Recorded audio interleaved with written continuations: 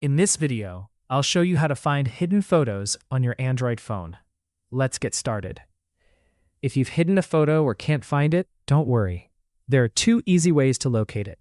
First, open the Google Photos app. At the bottom, tap on Collections. Now scroll down and tap on Locked Folder. You may need to enter your PIN, password, or use your fingerprint.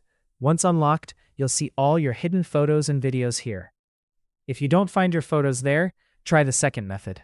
Go back and open your Files or My Files app. Scroll down and tap on Internal Storage. Now tap on the three dots in the top right corner and go to Settings. Turn on Show Hidden System Files.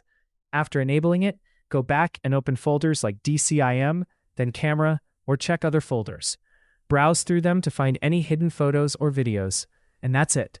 That's how you can find hidden photos on Android. If this helped you, don't forget to like and subscribe for more helpful tutorials.